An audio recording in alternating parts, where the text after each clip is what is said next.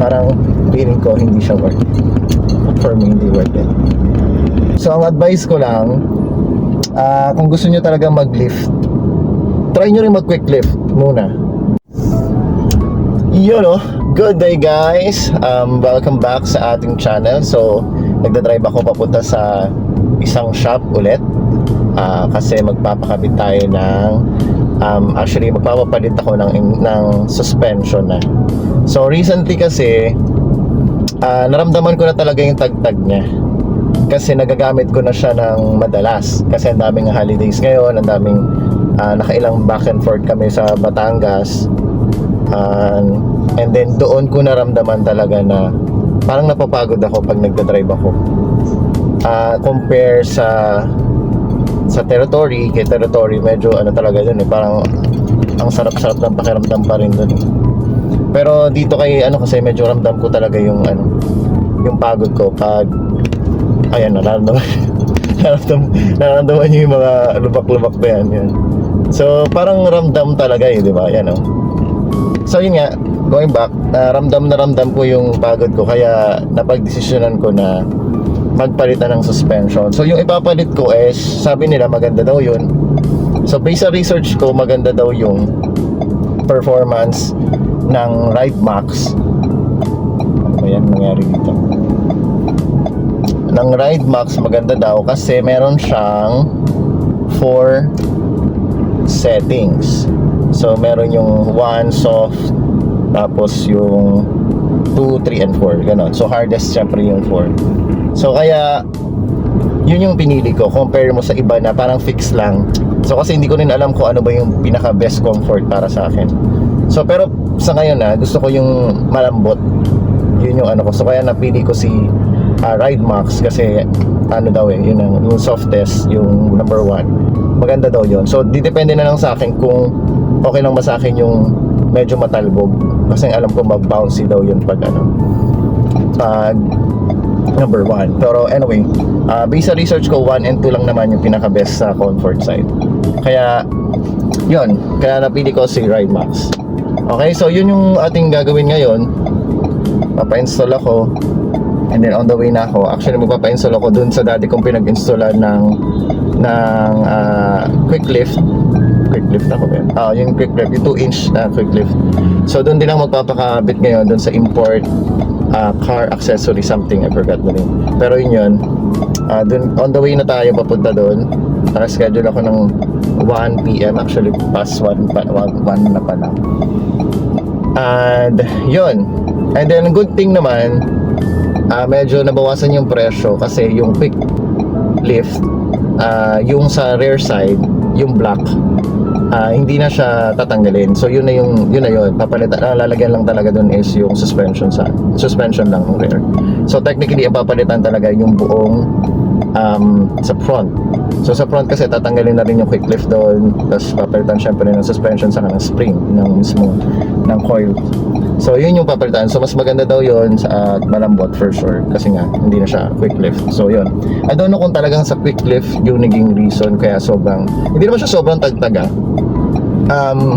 Natatagtagan lang ako. Siguro dahil compare ko siya talaga kay territory. Pero katulad ngayon, diba? So comfortable naman siya pag pag lang, smooth ride lang, hindi masyado malubak. Pero pag medyo nalulubak talaga, ayun, katulad ng ganyan, ayan, diba? Talaga siya, parang nakakapagod minsan. Yan, diba? Ayan, ramdaman nyo yan, nakakapagod.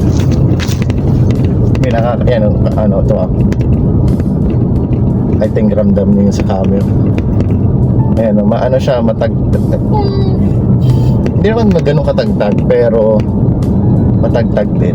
Ulit. So anyway, so yun, nandito ako today para pakita rin sa inyo, kaya gumawa rin ako ng video na to para pakita sa inyo, kasi maraming nagtatanong din kung malaki ba talaga ang difference ng stock suspension sa Ride Max. So ano mo na natin ito. Yan, so yun ang ating goal today, malaman at ma-share din kung maganda ba ang takbo ng ride max or maganda ang ride ng ride max compare sa stock totally. Yan. And then yun, update ko rin kayo, pakita ko sa inyo kung paano siya install, ano-ano yung mga install, at ano pang gagawin after. So yun, so ito yung before. So yun kanina nakita nyo, matagtag pa siya. So let's see.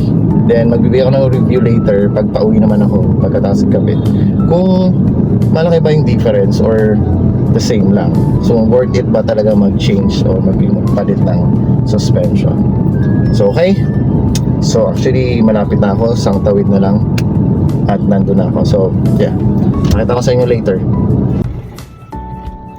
So yan guys, malapit na tayo. And yan. So dito tayo magpapakabit. So actually for second time naman natin dito, kaya wala namang problema. Ito si import element. Yan. So later pakita ko sa inyo kung anong mangyari, kung paano nila i-install. Okay?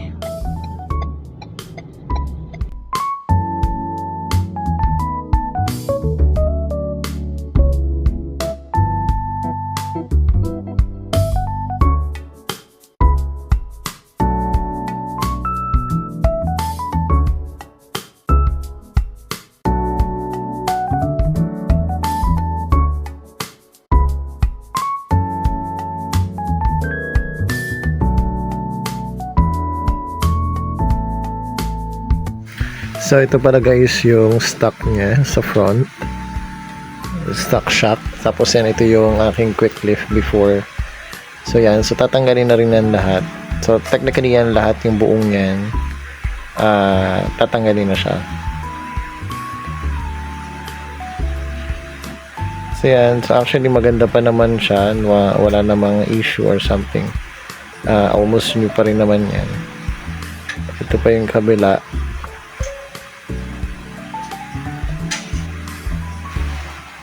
Yan, ito mismo yung quick lift na pinakabit ko last time. So yan, for sale na yan ngayon kung sino man yung mga gustong mag quick lift muna. So ito na yung ride max ng rear suspension. Tapos ito naman yung king spring, yan naman yung kakabit sa front. So actually yung sa pickup naman front lang yung merong spring or coil spring. Yan, so mukhang premium siya, ganda.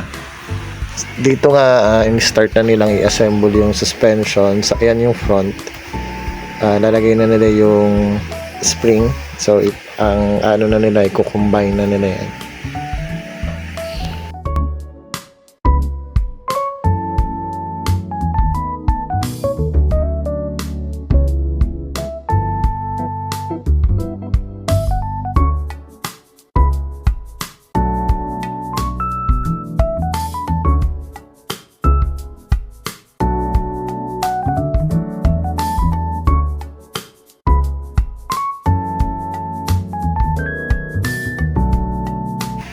At dito nga ay sinimulan na nilang install yung Ride Max na suspension sa front na with king spring na.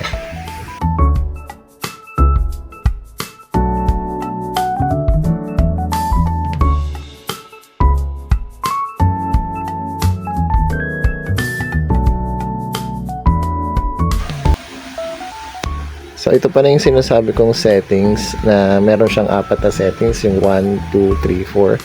So yung 1 yung pinaka softest, and then yung pinaka hard is yung 4. So depende na lang sa inyo kung ano yung gusto nyong comfort dito sa Ride Max na to. Ito yung kagandahan niya, meron kasi siyang ganyang settings. Kung gusto nyo i-change yung settings, iikot nyo lang siya right and left. Meron din pala ako nakasabay dito sa shop na nagpapakabit ng ilaw. So nakwento niya sa akin na naka-Ride Max din siya. So 5 years na niyang ginagamit yung Ride Max. So far wala naman daw nagiging issue pa. So lagi daw nasa bundok tong pick-up niya. 4x4 kasi yan. Dito pala trinay ko kung gaano ba talaga katigas yung suspension o yung stock suspension ng Ranger. Gusto ko kasi siya i-compare sa Ride Max later. Ayan, so ganyan siya ka tigas. Yan. So, kukumpare ko siya mamaya dun sa RideMax. Dito nga, tinry na namin i-compare kung gaano ba katigas yung suspension ng stock compare sa RideMax. So, since may settings nga si RideMax ng 4, so kinumpare namin doon kung saan pa siya equivalent or alin yung pareho niyang settings doon sa stock suspension. So, based sa testing namin dito, ako nag-try din ako dito kung based sa calculation ko, I think ang equivalent ng RideMax is yung sa 3 settings niya compare sa stock ng suspension. So, yun yung equivalent niya. So, kung nilagay nyo sa 3, yung settings nyo, ibig sabihin, para kayo naka-stock na din.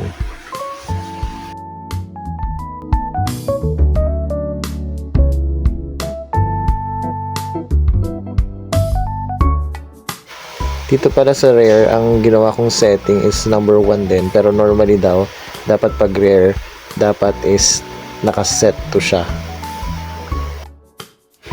Medyo na-notice ko pala dito na parang feeling ko tumaas siya. Mas tumaas siya compared dun sa quick lift. Ayan, pero I'm not really sure actually. Pero feeling ko tumaas siya. So yan guys, katatapos lang. So yan, kabababa ko lang sa parking nila. Then, observe natin kung meron bang improvement sa ride gamit yung RideMax. So yung RideMax setting natin is naka 1 lang.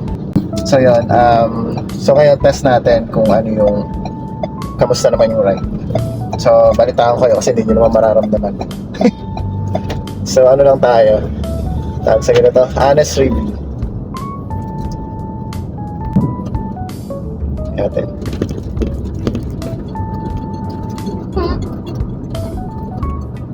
So yan, dito tayo dadaan sa medyo lubak. Let's check kung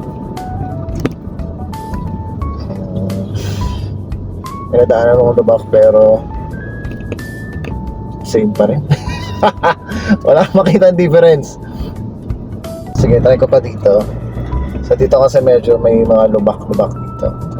So ito yung ating final review. Tingnan natin kung malaki ba yung difference.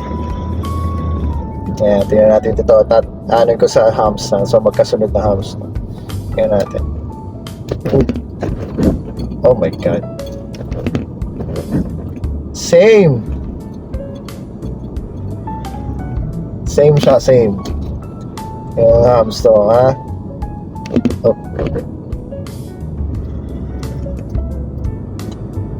Medyo konti lang yung difference niya. As in, konting-konti lang. Pero almost the same. So, I don't know kung sulit ba yung konting difference na yun sa stock. Isa pa, yan.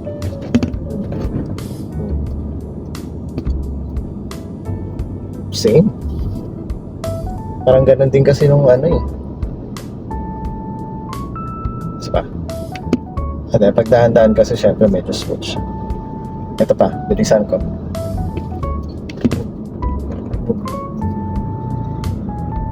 Konti lang talaga. Ayan, ito, malubak.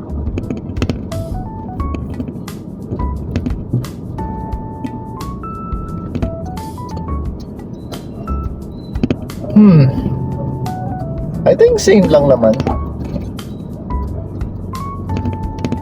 Ayan, mga lubak-lubak yan ang dinadaan.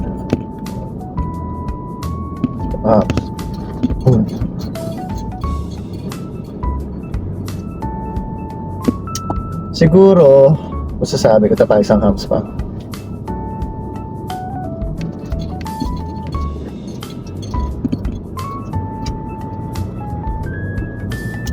So siguro ito ano lang, masyadong mataas ang expectation ko. Akala ko kasi mas ano talaga siya, smooth. Or baka naman kasi yung Ranger ko talaga, yung stock ng Ranger ay smooth na, okay naman. Medyo nag-expect lang ako ng mas smooth doon na hindi ko in-expect. I mean, ang in-expect ko mas smooth kasi nga feeling ko matagtag na yung Ranger. Pero nung ito, to be honest, hindi ko masyadong maramdaman yung difference talaga compare sa stock na suspension using hindi, naka quick lift pa, so same, honestly same. Ito yung I think best review kasi I think most of the nag-upgrade, I think yung nagpapalit ng gulong, ng tires, yung mga nag-off-road setup, I think kasabay na talaga nila yung suspension. So ako lang, hindi ko sure kung ako lang ba yung nagpalit ng gulong tapos nagpa-lift na quick lift na hindi nagpalit talaga ng suspension. Kaya ngayon na compare ko yung quick lift tapos itong Ride Max. To be honest, hindi ko talaga makita yung difference. So ano pa lang naman to, city pa lang naman. With mga lubak-lubak saka humps pa lang naman. So hindi ko alam kung siguro kung sa talaga pang off-road. Kung sa off-road may difference siya, pero hindi yun yung goal ko eh. Ang goal ko kasi sa city driving, sa kapag long drive. Pero hindi off-road, long drive. So ito, last na to, itong papunta dito. So itong nasa Mandaluyong kasi ako park na. So tingnan natin dito sa park. Ito medyo malubak din kasi dito. Isa to sa medyo nalulubakan ako pag medyo natatagtagan ako pag yung dati. So tingnan ko kung same pa rin. Kung same pa rin, ibig sabihin walang changes. I mean same, matagtag pa din. Tingnan natin.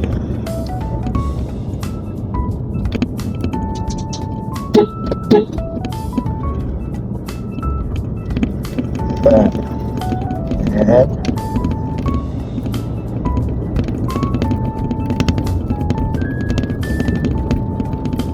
Ayan, tagtag.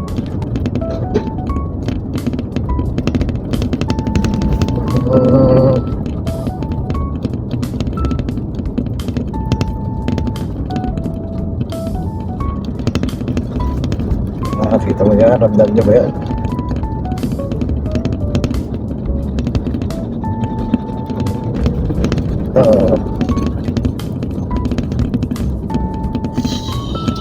So, yan, that's it. Yun na yung malubak na lagi ko dinadaanan. So, okay, final conclusion. So for me, kung siguro may difference na very slight, konting-konti lang, at hindi ko siya masyadong ma-appreciate, to be honest, kasi feeling ko same lang siya, although I think merong konting difference na, konti lang,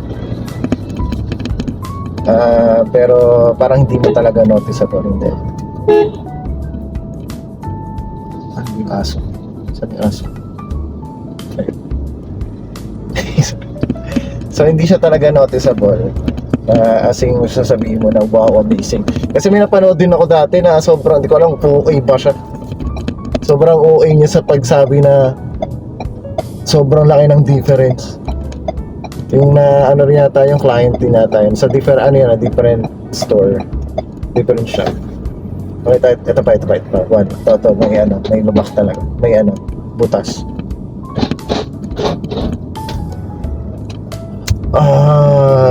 Wala akong makita difference talaga, same. Ayan. So konting-konti ng smooth. Anyway, yun nga, going back. So for me, same lang siya, feeling ko hindi siya yung compare before sa stock niya, tapos nagpalit ako, gumastos ako ng technically parang 38 siya kung wala yung blocks kasi na-retain nyo. So compared doon, gumastos ako ng ganun para sa very konting difference ng comfort, parang feeling ko hindi siya worth. for me, hindi worth it. Pero since nalagay ko na, ayun, tamo, same na same pa din eh. Tamo yan, oh. Yung mga lubak-lubak na ganyan. So, yun. So anyway, ganun talaga ang buhay. Ayan, oh, tamo. Malubak pa rin talaga. Oh, diba? Ganun talaga. Nalagay ko na, nakabit ko ng same. So ang advice ko lang, kung gusto nyo talaga mag-lift, try nyo rin mag-quick lift muna. Kasi konti ano lang parang wala naman difference. Pero kung naka-Ranger kayo pero I think kung naka-Toyota, kasi I think worth it yung magpalit ng suspension pag Toyota. Kasi alam ko sobrang tagtag pag Toyota eh. Pero pag Ranger, yung mga new gen, same lang sa akin. Honestly, hindi ko makita yung difference. So, parang hindi siya worth it kung magpapalit na kayo agad ng suspension.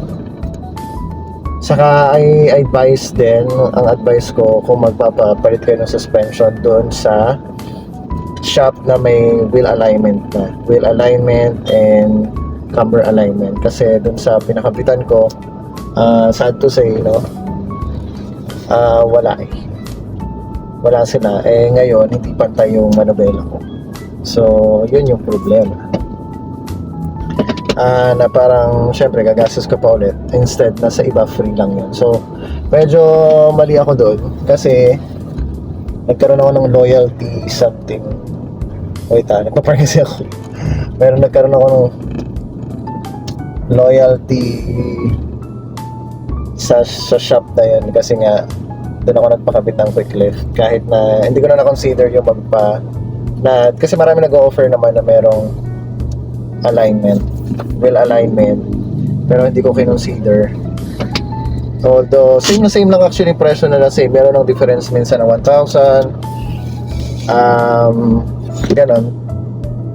So yeah, so yun lang guys, thank you for watching. Nagpapakarwash ako actually, so yun lang. So mag-comment na kayo then kung meron kayong question sa akin na hindi ko nabanggit dito, chat nyo na lang ako or comment na lang kayo dun sa page and YouTube channel. Okay? Thank you for watching. Medyo bye.